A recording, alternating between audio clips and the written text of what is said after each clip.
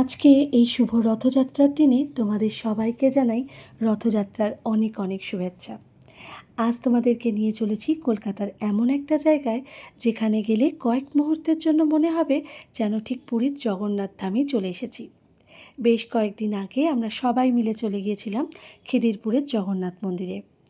অনেক দিন ধরেই এই মন্দিরের কথা শুনে এসেছিলাম, মনে মনে ভেবেওছিলাম একদিন অবশ্যই যাব।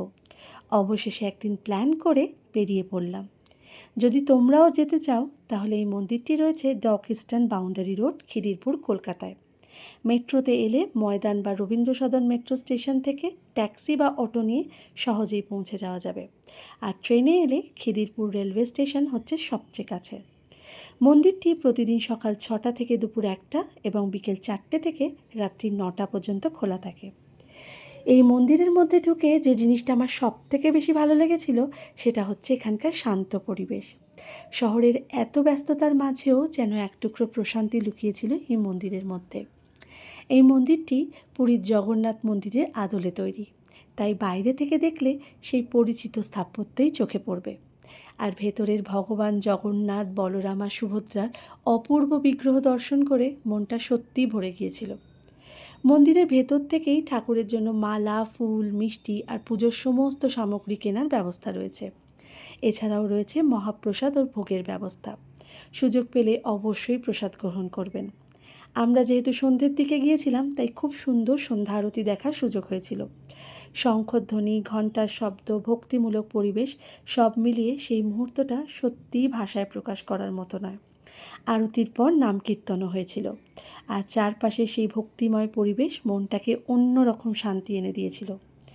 যদি আপনারা যান তাহলে অবশ্যই চেষ্টা করবেন সন্ধ্যার সময় যাওয়ার, তাহলে আরতি আর নাম কীর্তন দুটোই উপভোগ করতে পারবেন।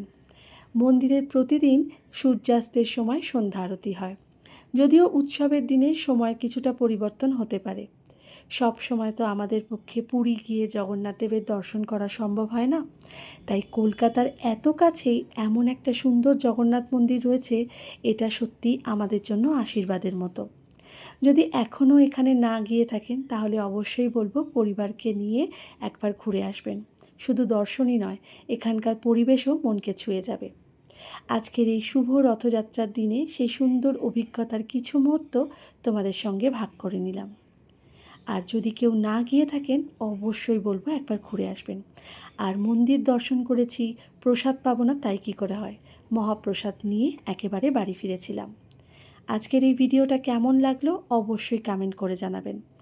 আবার দেখা হবে নতুন কোনো ভিডিওতে। ততদিন সবাই ভালো থাকবেন, সুস্থ থাকবেন। জয় জগন্নাথ। আজকের এই দিনটি সবার খুব ভালো কাটুক, এটাই কামনা করি। সবাই ভালো থাকবেন, সুস্থ থাকবেন। দেখা হবে খুব শীঘ্রই পরবর্তী কোনো ভিডিওতে।